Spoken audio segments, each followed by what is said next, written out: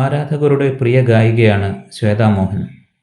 അമ്മ സുജാത മോഹൻ്റെ പാത പിന്തുടർന്ന് ഗാനരംഗത്തേക്ക് കടന്നുവന്ന ശ്വേതയ്ക്ക് നിരവധി ഹിറ്റ് ഗാനങ്ങൾ പാടാനായി. സുജാതയുടെ ഏക മകളാണ് ശ്വേത. ശ്വേത ഇന്ന് ശ്രേഷ്ഠ എന്ന മകളുടെ അമ്മയുമാണ്.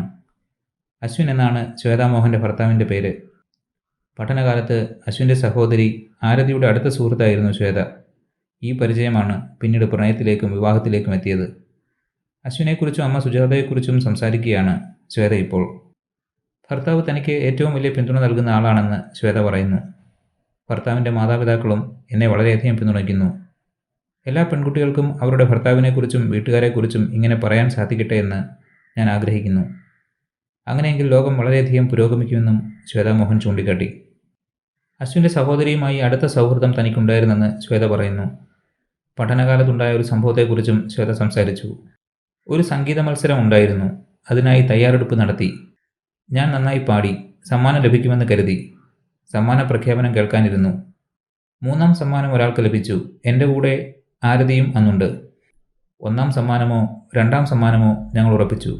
എന്നാൽ 2ാം സമ്മാനം ഒരാൾക്ക് ലഭിച്ചു. 1ാം സമ്മാനമോ എന്ന് ഞങ്ങൾ അതിശയിച്ചു. എന്നാൽ 1ാം സമ്മാനത്തിന് വിളിച്ചത് മറ്റൊരാളുടെ പേര്. എൻ്റെ മനസ്സുടഞ്ഞു. നന്നായി പാടിയല്ലോ, അത്രയും മോശമായാണോ പാടിയത് എന്നൊക്കെ ചിന്തിച്ചു. ഇതിനിടെ മൈക്കിൽ മറ്റൊരു അനൗൺസ്മെൻറ്റ് വന്നു.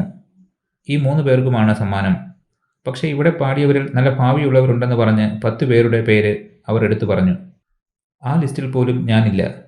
മനസ്സുടഞ്ഞ് ഭൂമിക്ക് കീഴെ പാതാളത്തിൽ പോയി. എൻ്റെ സ്വപ്നങ്ങളെല്ലാം പോയി. പാട്ടൊന്നും വേണ്ടെന്ന് തോന്നി. വല്ലാതെ കരഞ്ഞു. എൻ്റെ കരച്ചിൽ കണ്ട് ആരതി, നിന്നെ ഇങ്ങനെ വിട്ടുപോകില്ല, എൻ്റെ കൂടെ വീട്ടിലേക്ക് വാ, അവിടെ നല്ല ഗാർഡൻ ഉണ്ട്, റിലാക്സ് ചെയ്യാമെന്ന് പറഞ്ഞു. അങ്ങനെ അവളുടെ വീട്ടിലേക്ക് ചെന്നു. വാതിൽ തുറക്കുന്നത് അശ്വിനാണ്. ആ ദിവസം എനിക്ക് മറക്കാൻ പറ്റില്ല. എൻ്റെ ജീവിതത്തിലെ നല്ല കാര്യവും മോശം കാര്യവും ആ ദിവസമാണ് സംഭവിച്ചതെന്നും ശ്വേതാ മോഹൻ ചൂണ്ടിക്കാട്ടി.